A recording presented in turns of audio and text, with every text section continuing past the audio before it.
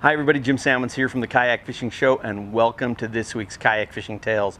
This week we are up on Lake Traverse chasing after one of the toughest freshwater fish there are, and that's muskie. I'm joined by my buddy James McBeath and Roberto Briones from the Jackson Kayak Fishing team, and we are spending a week up in this beautiful spot chasing these elusive fish. If you liked the video, make sure you give us a thumbs up, and if you haven't done so already, please subscribe to Kayak Fishing Tales. I'll see you at the end of the video.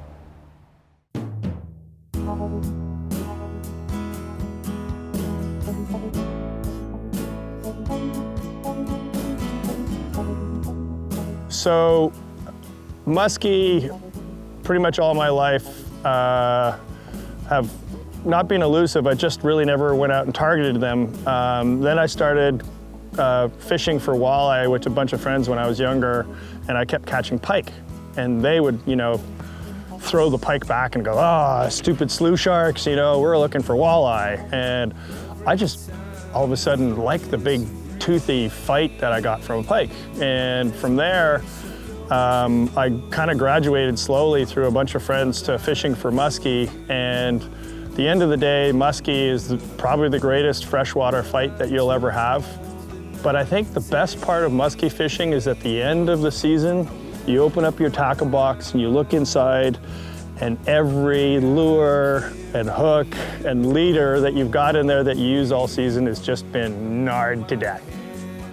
So I switched over to this small Sabile swingtail minnow.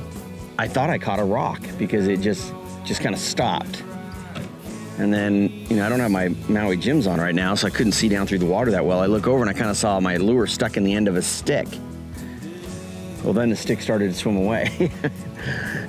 So finally got some action. That was like my third cast on the smaller lure, so maybe that's the ticket here today. Then we got to a really cool bay, and we started throwing in amongst these weed patterns right in the middle, right outside of the shoreline. We were fishing shoreline pretty much the whole morning. And then all of a sudden, we got a muskie on. And then right after that, a big, 4-pound, 5-pound bass. I had one fish that was so funny. I had it right there. It's right next to the boat. And you kind of know, it's funny the way muskie are, at least my limited experience with them. They tend to hit hard, make a little bit of a run, and then you drag them to the boat. And then they just kind of lay there and kind of eyeball you. They're like looking up at you like, yeah, what are you going to do now? And you put a little bit of pressure, and all of a sudden they go ballistic again. And I will always remember that catch because it was just so funny. So I kind of thought there might be a fish kind of sitting in that general area. Sure enough, that was awesome. That was so funny. I was just kind of taking my time then I knew he wasn't done. And he's just laying there, and I go, "Oh, yeah, you're not done. I know you're not done." And then he launches himself into my boat. That was great. That was awesome.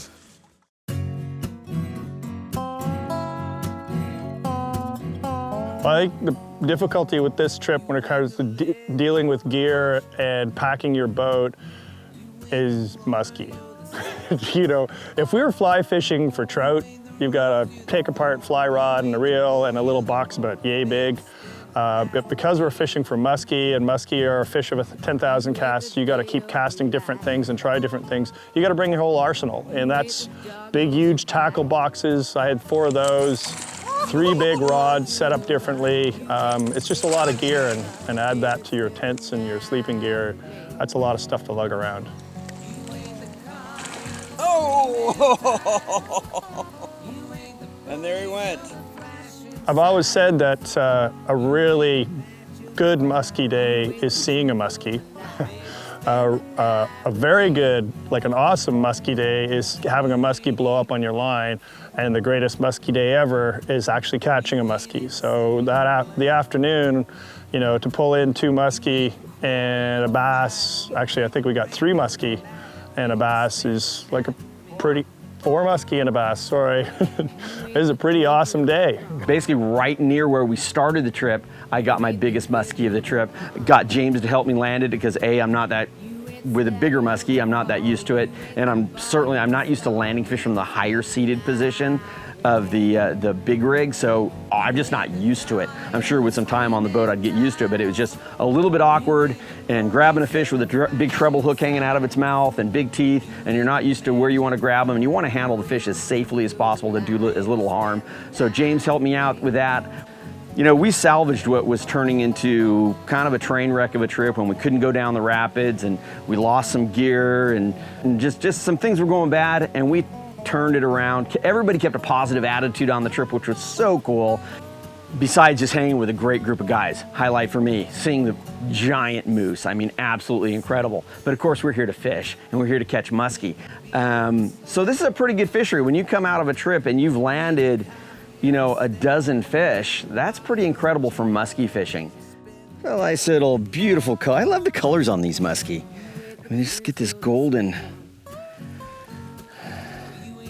spotted look, and they have that definite musky smell.